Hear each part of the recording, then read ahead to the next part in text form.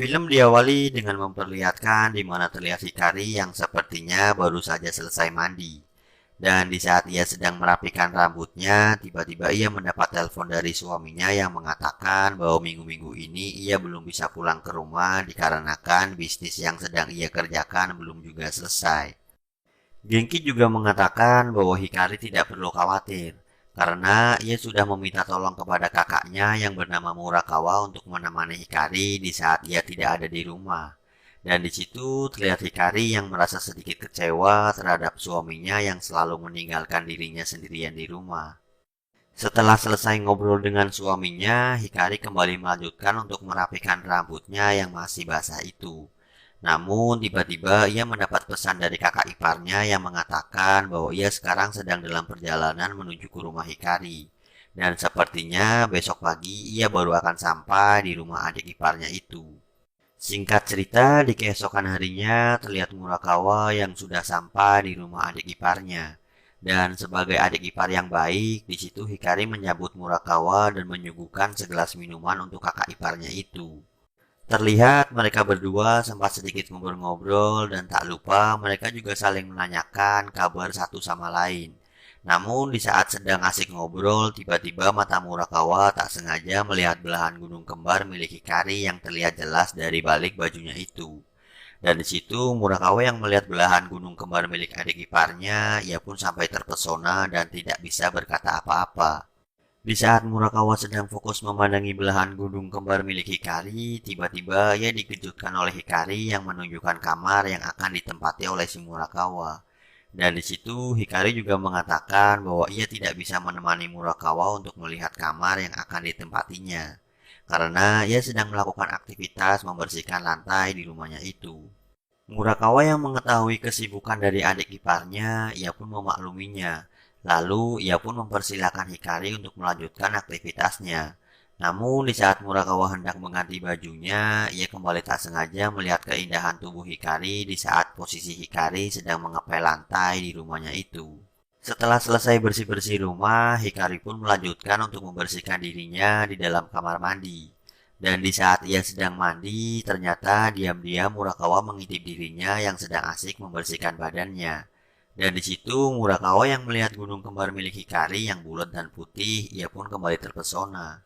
Singkat cerita, di malam harinya terlihat Hikari yang sedang santai di dalam kamarnya sambil membaca buku yang biasa ia baca sebelum ia tidur. Namun di saat ia hendak tidur, ia pun terkejut melihat Murakawa yang tiba-tiba masuk ke dalam kamarnya. Dan di situ ternyata Murakawa hanya ingin memberikan oleh-oleh yang kebetulan ia beli di saat ia di dalam perjalanan menuju ke rumah si Hikari. Setelah sedikit ngobrol-ngobrol, Murakawa pun langsung pamit keluar dari kamar adik iparnya itu.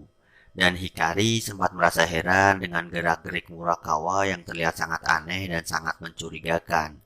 Namun di sisi lain, ia juga merasa berterima kasih karena Murakawa sudah mau menemaninya di saat ia sedang sendirian di rumah. Dan setelah itu, ia pun melanjutkan untuk tidur di malam itu. Singkat cerita, di malam berikutnya terlihat Hikari yang sedang menemui seorang laki-laki di pinggir jalan di dekat rumahnya itu. Dan di saat Hikari sedang asik ngobrol dengan laki-laki itu, tiba-tiba datang Murakawa yang langsung memarahinya dan langsung membawa Hikari kembali pulang ke rumahnya. Di dalam rumah, Murakawa kembali memarahi Hikari sambil menunjukkan sebuah kartu nama yang sebelumnya diberikan oleh laki-laki yang ditemui oleh Hikari itu.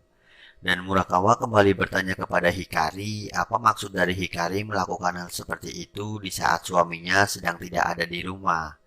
Dan ia juga merasa jika suami Hikari sampai tahu masalah ini, pasti ia akan disalahkan karena tidak bisa menjaga Hikari sampai suami dari Hikari pulang. Di situ Hikari hanya menjawab bahwa pertemuan tadi tidaklah disengaja, dan kebetulan laki-laki tadi hanya sekedar meminta tolong kepada dirinya.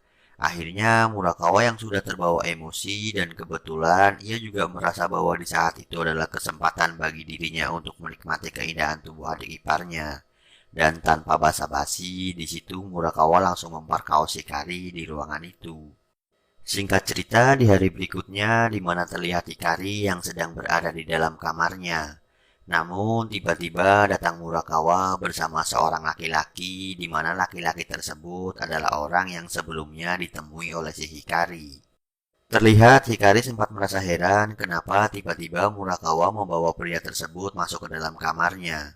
Dan akhirnya Murakawa menjelaskan bahwa laki-laki yang ia bawa itu adalah teman satu kantornya. Dan Murakawa juga menyuruh Hikari untuk melayaninya sampai temannya itu merasa puas. Akhirnya Hikari hanya pasrah dan menuruti perintah dari kakak iparnya itu.